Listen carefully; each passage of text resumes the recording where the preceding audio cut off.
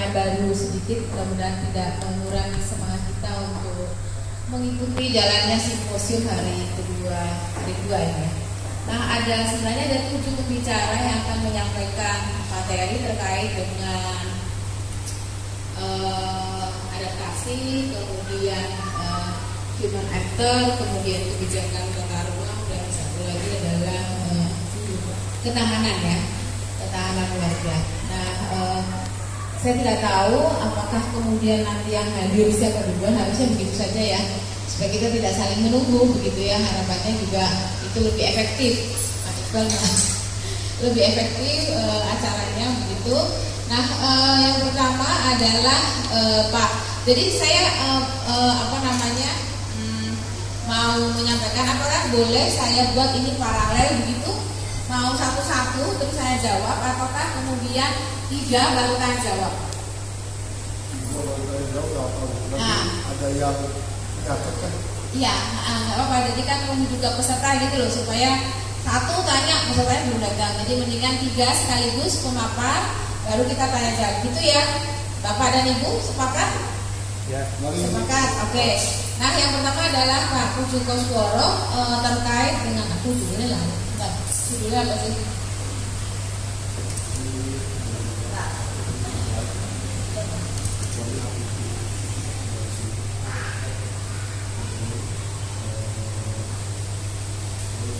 Atas Rob Desa Seribulan, pesisir pantai utara Jawa. Itu yang akan disampaikan oleh Pak Puju Kosworo. Kemudian yang kedua adalah review rencana tata ruang kota Semarang dalam pengelolaan wilayah pesisir kota Semarang, disampaikan oleh Mbak Tia. Kemudian satu lagi adalah dari Walhi yang akan disampaikan oleh Mas Iqbal. Tapi tadi rasanya ada. Nah, mungkin bisa dipanggil kembali kan ya, karena akan menyampaikan. Nah, yang stakeholder sebenarnya Pak Budi Prakoso, hanya Pak Budi Prakoso itu menyampaikan bahwa beliau sedang mendampingi PLT Wali Kota Ibu Ita, sehingga mungkin kemarin disampaikan bahwa akan mengirim kira-kira perwakilan dari Bapeda Kota Semarang untuk menyampaikan kebijakan pengelolaan pesisir. Hanya saya tanya lagi, malah saya dikirimi hanya foto. Saya tidak tahu maksudnya apakah terus mengirim orang atau apa. Tapi mudah-mudahan kita duduk saja karena beliau belum bisa. Jadi yang pertama adalah Pak Pujo, yang kedua adalah Mbak Madatul Kiptia, dan yang ketiga adalah Mas Iqbal dari mewakili Wahana Lingkungan Hidup perwakilan Jawa Tengah ya. Gitu ya. Jadi ya, rentangan kota tentang bencana di Kota Semarang ini cukup tinggi, terutama di kawasan pesisirnya. Bisa dilihat juga beberapa kasus belakangan seperti kasus banjir terutama memang sering terjadi dengan frekuensi yang tinggi. Kemudian yang terparah seperti yang bisa dilihat di gambar adalah banjir di kawasan Hajemas di tahun 2022 yang dimana itu bisa sampai melumpuhkan akses, kemudian melumpuhkan yang utama memang aksesibilitas. Kemudian latar belakang saya yang kedua mengambil tema ini adalah pengelolaan dan pengembangan kawasan pesisir ini mengarah pada reklamasi pantai. Nanti akan saya jelaskan kenapa Kota Semarang ini lebih cenderung ke arah reklamasi pantai. Kemudian yang ketiga ini siapa saja sih aktor yang terdampak terhadap rencana tata ruang wilayah Kota Semarang, terutama di bagian pesisir. Next, Mas. Bisa dilihat di sini ada beberapa pasal yang saya highlight terkait dengan upaya pengelolaan dan pengembangan kawasan pesisir menurut Peraturan Daerah Kota Semarang Nomor 5 tahun 2021, di mana pasal 1A ini sudah mengklaim di mana luas reklamasi perairan di Kota Semarang ini kurang lebih seluas 797 hektar yang lokasinya ini berada di Kecamatan Tugu. Seperti yang sudah dijelaskan oleh Mas Bagas kemarin, di mana ada 3 kecamatan utama yang menjadi lokasi utama dalam reklamasi, yakni Mangkang Kulon, Mangkang Wetan, kemudian Manggardo. Ini memang kita tidak bisa memungkiri kalau pesisir ini memiliki problem yang kompleks, tidak hanya terkait dengan permasalahan bencana, tapi juga permasalahan dari segi sosial budayanya. Nah, Kota Semarang ini, pemerintah Kota Semarang, salah satu langkah mitigasi, langkah antisipasi, kemudian langkah preventifnya mereka dalam menangani bencana di Kota Semarang ini dengan bencana. Lalu sebenarnya sudah dilakukan sejak mungkin masifnya adalah sejak zaman kolonial gitu kan. Ketika dibangun jalan Aceh Panarukan, itu mulai pembangkitan daerah pantai utara gitu kan, dengan berbagai macam proyek. Kalau saat itu Belanda membutuhkan perkebunan, maka perkebunan itu yang akhirnya ditaruh di daerah pantai utara gitu kan. Nah, pasca Walhi ya, akhirnya Walhi Jawa Tengah. Nah, kemudian latar belakangnya adalah satu berusaha untuk memahami konteks pemberdayaan di Semarang, kemudian keminjin yang lengkap dengan isu lingkungan yaitu non banjir dan land subsidence, sesuatu yang diucapkan dari pertama kali diskusi di simposium ini. Kemudian keminjin kaya akan sejarah lokal. Fotonya adalah foto periode 2016, di mana kalau misal teman-teman ke keminjin nanti kita bisa melihat jembatan di tengah air gitu. Selanjutnya.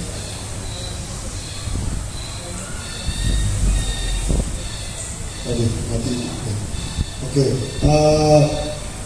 Jadi kita berusaha untuk melihat bagaimana kemudian Histeria menjadi aktor pemberdayaan sebagai NGO, kemudian proses pemberdayaan berpadu dengan kesenian khas Histeria layaknya Peta Kalem saat ini, kemudian komunikasi pemberdayaan kemudian oleh Histeria dan NGO yang seringkali memiliki program rehabilitasi pada sosial dan menjadi kolaborator yang krusial bagi pemerintah.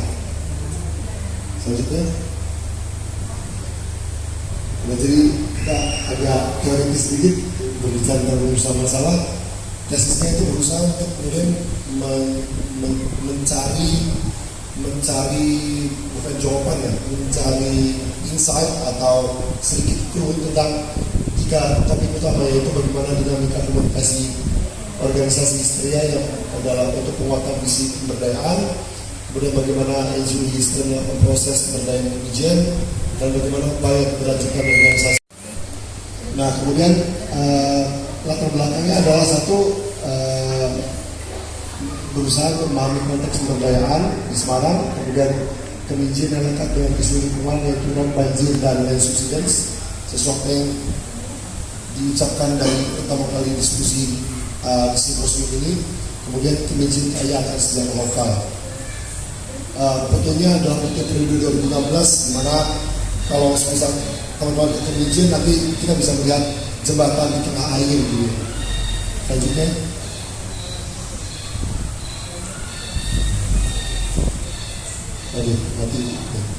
Oke. Jadi kita berusaha untuk melihat bagaimana kemudian Histeria menjadi aktor pemberdayaan sebagai NGO, kemudian proses pemberdayaan berpadu dengan kesenian khas Histeria layaknya Peta Kalem saat ini, kemudian komunikasi pemberdayaan kemudian oleh Histeria dan NGO yang seringkali memiliki program rehabilitasi pada sosial dan menjadi kolaborator yang krusial bagi pemerintah. Selanjutnya. Nah, jadi kita agak teoritis sedikit berbicara tentang urusan masalah. Tesisnya itu berusaha untuk kemudian mencari bukan jawaban ya, mencari insight atau sedikit clue tentang jika topik utama yaitu bagaimana dinamika komunikasi organisasi Histeria yang adalah untuk penguatan visi pemberdayaan, kemudian bagaimana NGO Histeria memproses pemberdayaan Indonesia, dan bagaimana upaya keberlanjutan organisasi sampai sekarang gitu. Jadi apa yang dilakukan oleh Histeria itu sebenarnya tidak sempurna, tapi kata kunci salah satunya sabar dan kemudian menjadi warga lokal. Itu dua kata kunci yang jadi sangat krusial untuk proses kecelakaan. Kata-katanya pendek tapi prosesnya panjang. Bapak sekedar informasi, awal kami masuk ke Bustama pada periode 2013 awal, 2012 akhir, kami menghabiskan waktu lebih dari 4 bulan dan apa-apain. Hanya menanam teman-teman di Bustama untuk kemudian menjadi luas wilayah saat ini hanya 4,61 km persegi.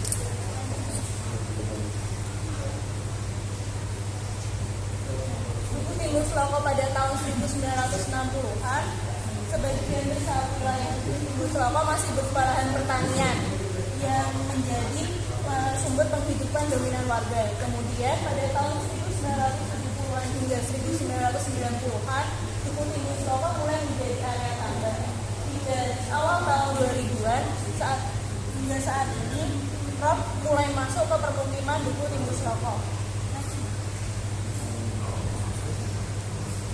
Kemudian kondisi saat ini Dukuh Timbul Seloko sudah terpisah daratan dari wilayah di sekitarnya, yang hanya terdapat 150 kapal dan 135 unit rumah. Dan rob juga sudah mulai masuk ke ruang-ruang rumah milik warga. Terus satu-satunya jalan menuju Dukuh Timbul Seloko adalah melalui Dukuh Karanggendang. Namun jika rob tinggi, jalan menuju Dukuh Timbul Seloko hanya bisa melalui dengan perahu atau berjalan kaki. Dukuh Timbul Seloko yang mengalami penurunan tanah dan rob, itu dampaknya dirasakan oleh kelompok yang paling rentan, yaitu perempuan, anak-anak, lansia, bahkan warga berkebutuhan khusus. Hal ini juga diperparah karena adanya ketidaksetaraan perempuan dalam akses dan peluang yang menyebabkan perbedaan tingkat kerentanan perempuan terhadap dampak yang ditimbulkan. Sehingga di sini saya akan membahas mengenai cara bertahan atau coping strategi warga pesisir Dukuh Timbul Seloko. Dengan melihat analisis gap atau gender, analisis pathway yang melihat perspektif perempuan melalui akses, kontrol, partisipasi, dan manfaat.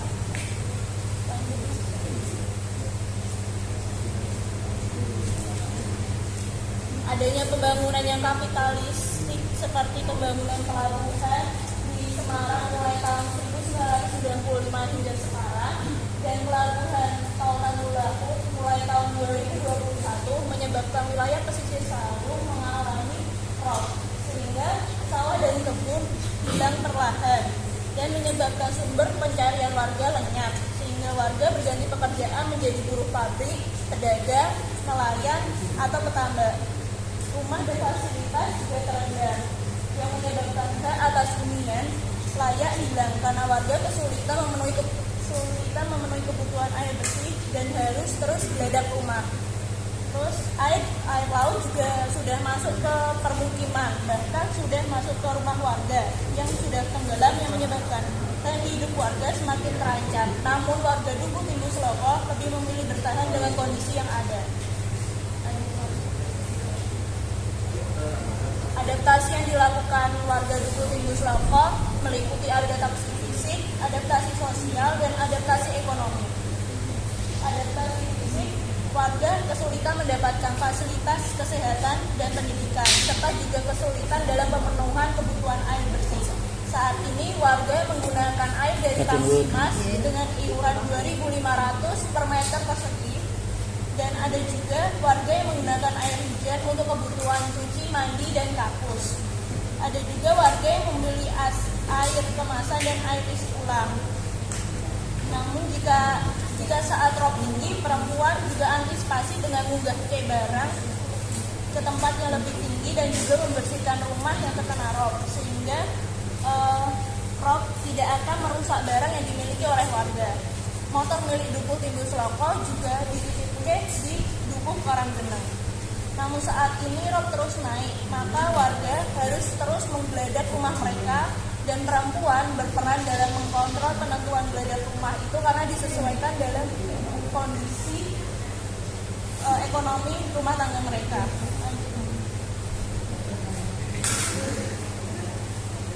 Untuk adaptasi ekonomi, yang dilakukan perempuan adalah berganti pekerjaan menjadi buruh pabrik, pedagang, dan perempuan juga ikut andil dalam pemenuhan kebutuhan rumah tangga. Untuk adaptasi sosial yang dilakukan perempuan adalah perempuan mendapatkan akses dalam mendapatkan berbagai informasi melalui partisipasi mereka dalam organisasi di masyarakat, dan juga mereka berperan dalam gotong royong membersihkan lingkungan sekitar, sehingga perempuan di Dukuh Timbul Seloko dapat bersosialisasi antar sesama warga di Dukuh Timbul Seloko. Sekian paparan dari saya, kurang lebihnya mohon maaf. Assalamualaikum warahmatullahi wabarakatuh.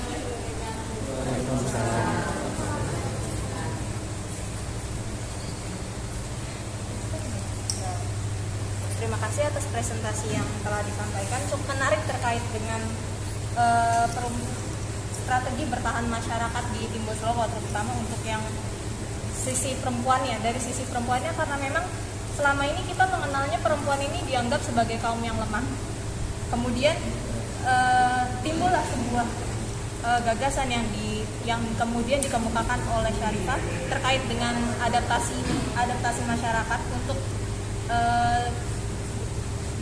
mengatasi tingkat kerentanan perempuan yang tinggi di Kampung Timbul Slovo, di mana tadi sudah dijelaskan juga di tahun 1960, kemudian tahun 1970 sampai 1990 hingga tahun 2000-an ini ada beberapa fungsi lahan yang berubah, mulai dari kawasan pertanian, kemudian berubah menjadi kawasan tambak, hingga berubah menjadi kawasan rock, yang kemudian apabila rocknya ini tinggi hanya bisa dilalui oleh perahu dan jalan kaki.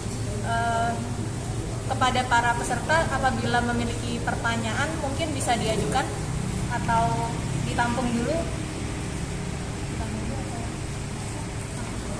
Oh, langsung sesi pertanyaan saya buka untuk tiga penanya dulu.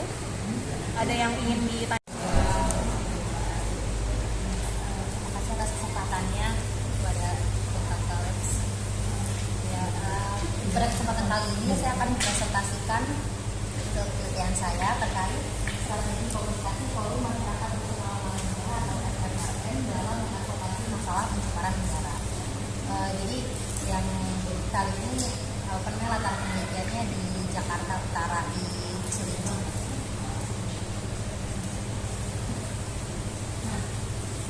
Konteks pencemaran udara Cilincing, Jakarta Utara. Jadi seperti yang bisa kita lihat di petanya, bukan jelas ya, nanti jadi googling aja. Rusunawa Marunda ini, foto yang pertama ini di atas ini tuh diambil dari atas rusunawanya. Nah, Rusunawa Marunda ini secara letak dia tuh dikelilingi oleh aset-aset vital negara, yaitu aset-aset bongkar muat batu bara. Nah, Rusunawa Marunda ini terletak 500 meter di samping PT KCN. PT KCN itu tempat bongkar muat batu bara yang sekarang udah nggak beroperasi lagi karena izin usahanya udah dicabut. Izin usahanya itu kena sanksi gitu, karena pencemaran batu bara ini. Biar jelas. Oke, nah kalau misalnya kita main-main nih ke Rusunawa Marunda, dari mana kita tahu ada pencemaran abu batu bara di situ? Kita bisa lihat kaki-kaki anak-anak yang mainnya, karena kaki debu-debu yang masuk ke Rusunawa itu sendiri, kalau debu kan biasanya warnanya abu-abu gitu ya, nah ini hitam pekat gitu. Nah dari situ warga menyimpulkan kalau ini ada pencemaran udara yang nggak biasa gitu. Nah, karena hal ini sudah berlangsung selama 2 tahun gitu ya, waktu itu mereka melaksanakan sekitar 20 Februari 2022. Jadi mereka itu baru. Advokasinya siapa aja? Yang pertama ada DLH Jakarta Utara. Sekitar 20 Februari 2022. Jadi mereka itu baru. Advokasinya siapa aja? Yang pertama ada DLH Jakarta Utara, terkait masalah yang ada di Rusunawa Marunda. Yang ini media sosial mereka yaitu IG-nya.